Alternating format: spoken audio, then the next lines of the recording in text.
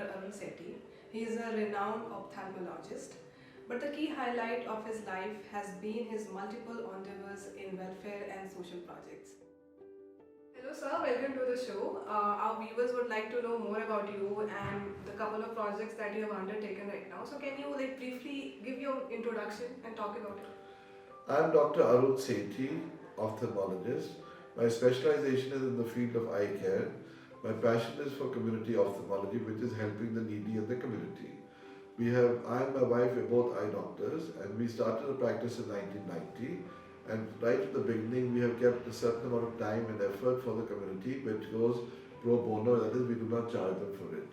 This passion led us to an introduction with a visiting American doctor, Dr. Jackson, and together we saw our first patient under a tree in Badapur village. From there we've grown, and today we are going to celebrate the 16th anniversary of our state-of-the-art tertiary eye care institute, the Arun Sethi Eye Hospital, and we have already covered 1.5 million needy patients in this project since beginning. We take a lot of pride in the fact that we've been able to reach out to the unreached by adopting the villages of Gurgaon district and working to remove the backlog of cataracts. So what all different aspects of their lives, or the village's life, do you take care of? So, इसमें क्या होता है कि first we train the आशावादी workers who go in there, screen the patients. Then say a chowpal or a panchayat or a school is where they brought the patients to. Then our team at this designated time and date goes there, screens 150 to 200 patients, identify those who can be given classes on the spot or any other requirement. Those who require further investigation or surgery are referred to the hospital. Next day, our van goes and brings them to the hospital where we then screen them as we are doing today, and they undergo surgery for restoration site, and then they return to their homes the same day in the evening. So it's been seen that when a person grows up, he or she has different attributes to his personality. And most of these attributes are because of some external stimulus or some incidents that he or she passes by in life. So you have this very nurturing and very selfless attribute to your personality. So I just want to understand, was there any incidents that has made you the person that you are currently, or if, in other words, if I can ask you, what actually led to that epiphany in your life that you wanted to do something for the needy? You see, right from the beginning, I had the good fortune of being sent to a missionary school, a Catholic school actually called St. Xavier's in Delhi. Following that, for my MBBS, I went to the Christian Medical College in Ludhiana, again a missionary hospital run by the Protestant Church. From there, I went for my master's to the Aligarh Muslim University, which is also an eye-opener. And then I did my fellowship in Arvind Eye Hospital, which is the world's largest eye care delivery system. And after that, when I went abroad for my short-term fellowships, I realized that there were two things in our specialty which are very special. One is that most of our surgeries are repetitive, and the commonest is cataract. Second is that nobody is that busy that you can't go beyond a call of duty and do a little extra for somebody else. Third is it's very rewarding that a simple procedure like a cataract surgery can restore the vision of a person who can then become economically viable, or at least can enjoy the remaining years of his life with clarity of vision. So seeing this and the fact that I was blessed to have my wife who's also an ophthalmologist, I come from a family of doctors, so we decided that we do our practice and we do our community work together. And this led to many interesting situations where actually we've been able to learn a lot. It's not that we're giving, we learn a lot also from the way we work. We've had the exposure of meeting the Prime Minister of Ireland, who gifted us a van in 1992. We had the opportunity of meeting the Prime Minister of Japan at a function at the Embassy of Japan, with the ambassador signed an agreement with us for aid. We had the opportunity of meeting many VIPs who actually came and visited the hospital, who have undergone treatment here. We've had friends like Shashi Tharoor who have tweeted on our behalf. We feel very obliged. So this gives us a tremendous amount of a depth. We have practiced out of some of the leading hospitals of India. We've been consultants and are to Indraprastha Apollo Hospital. We set up the eye department for Vedanta, the Medicity, and before that for Dr. Trey and Escol's Heart Institute. We have our own practice in Maharani Bagh. So we had enough as terms of fame and remuneration from our practice. But by creating a system like this, we became a very cohesive family and started taking our children for eye camps. And that resulted in their exposure also in community work. And we have been to places like Nibrana, Tejara. We've been to South Africa. We have donated time and undergone surgeries in Cook's County.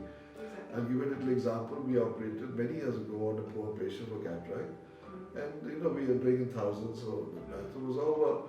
About 7 years after that, he comes to our house in Friends Colony in Delhi, Maharashtra, and he brought a box of very special mithai from Bridge Masan in Mathura. But the guard wouldn't let him enter because he wasn't well dressed, and it's a very posh area. And so when the clinic closed about 8 o'clock, I saw this elderly gentleman with a flowing beard waiting at the gate. So I asked him, how did you come? He said, I've been waiting for more than 2 hours for you, and I've not been able to meet you because we're busy in the clinic. And he told a story. He said that many years ago when I was poor, through an eye cab I was brought to your hospital and you restored my sight.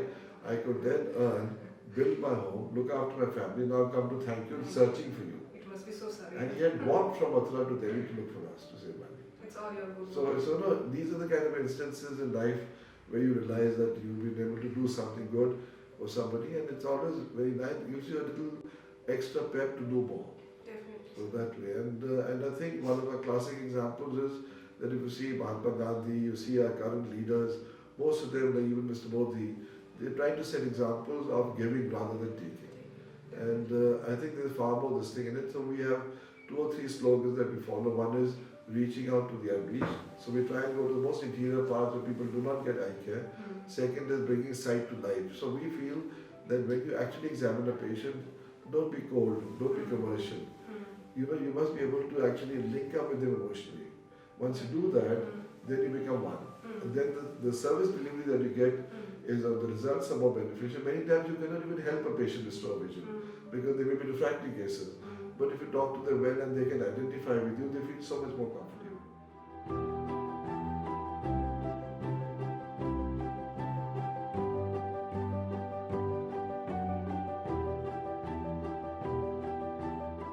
And this wouldn't have been possible if my wife hadn't supported us and she took care of all the professional side of it, the surgeries, which in turn led her to be known as a renowned eye surgeon.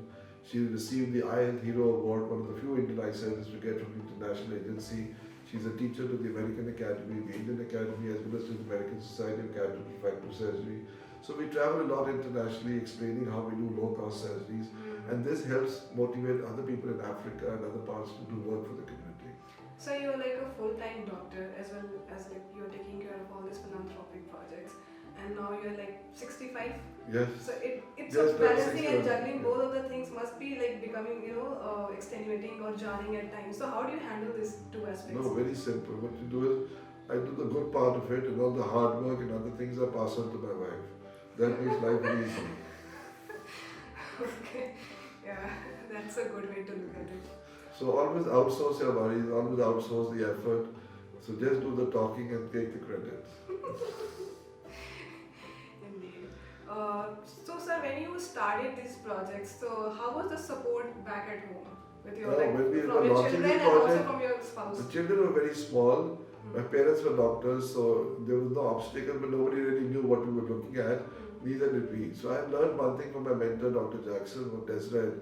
He said, in business, you strategize, you plan, you move. In charity, you fire and you hit, and then you look around and see what have I hit. So it's very important that when you want to do something good, don't plan too much. So it is so important that Dr. Jackson had come visiting for just a few days in Delhi. So he said, I do projects abroad with Africa and also. I said, we want to start something in India. And I just come back from Arvind Eye Hospital.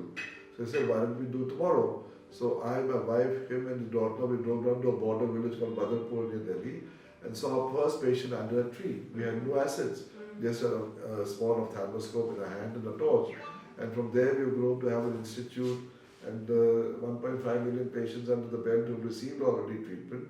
So it goes to show that Gandhiji just by walking could unite the country and get its independence. So you really don't need too much of infrastructure initially to do a good job. There's always a way and divine paths are always laid out. So sometimes it's a calling, sometimes you're lucky. So that is how it is. So how is that feeling after you do a good work and I just want to understand, like, does it like feel like very overwhelming, emotionally very overwhelming? No, I think it is very, very satisfying for 2 reasons. One, professionally, the most challenging cases that you get for surgery in eyes are in the lower socioeconomic strata because they have all the diseases, the complications and all. Most of the time when you're operating only on the rich or the VIP, it's a very routine work. Most of the time you're operating on cataract which is just starting or which are requiring surgery more from the fact that they need more vision than they have, or they want to do it for refractive purposes. Whereas in the poor, you have cornea with opacities, you have eyes with sockets which are very small because of malnutrition, you have children who have complicated eye diseases, you have diabetics who don't even know they're diabetics and they're hemorrhaging on the retina. So when you handle these very difficult cases, you're able to help them to some extent. Your professional excellence increases, your sense of satisfaction in your work increases. I mean, you take your own daily life. If you do the same mundane thing every day, you get bored. That is why I find sometimes the richest are the most bored. Because they lose the drive, because they have everything that they want for and they don't know what to do next. Whereas if you're doing work for the community, especially for those who require help of this nature, doing complicated surgeries, helping them out, that is the satisfaction that you get when after the surgery they bless you, because you have had no pecuniary benefit and they have had the benefit of seeing. But that is a kind of a, that has a charm of its own, which you can only experience when you do it. It's better than, and I'm so privileged with the fact that we run one of our clinics from 1990, thanks to Mr. Chawla in Matagavan, the New Friends Company. Now, even though we hardly get the time to visit the temple, but thrice a week, our team or us are personally there to see the poor patients, giving them vision. We're running a clinic out of a mosque in Okla. We have done camps in gurdwaras, in famous gurdwaras like Lakabganj and others. We've had the opportunity, as I told you, to go internationally and operate and teach in South Africa. I mean, we went there, it was in a district hospital. They had never had an eye surgery in 3 days. My wife and I set up the operation theatre with the local help. We had multiple tables. We were able to do more than 200 cataract surgeries, and more than 6 local doctors benefited from the exposure they got. So you can do a lot in community work which you can't do otherwise.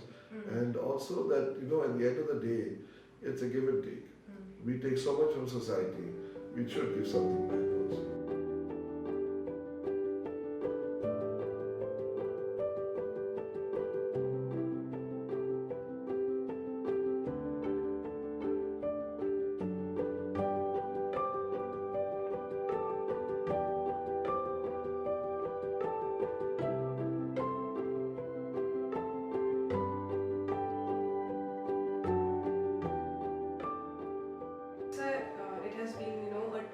To speak to you, and in these moments I have learned so many things about you, and it's been our pleasure to actually have you here. So if I may say, if you want to describe your life in a form of statement, couplet, poems, how would it be for you? In my opinion, life is a journey, a beautiful journey. It's a gift from God, and every day is a new day. And I would say that this journey should be enjoyed as long as you have it. And what is more important is that when you finish this journey, you should go with a smile on your face, because you've achieved something, and then you should never go crying, because you're going to meet a mentor. So do things on the planet which will make you happy, which will make a mentor happy when you go and meet God. And it's very important that while we are here, we should share what we have. We should take care of ourselves first, but if we share with other people, the kind of satisfaction we get is much more. So that is my message to all, that be good, enjoy your stay here, because this is the best opportunity. You'll never get a life again. So enjoy every bit, never criticize, never feel low, never feel bad. Live it up, but live it up well by helping others.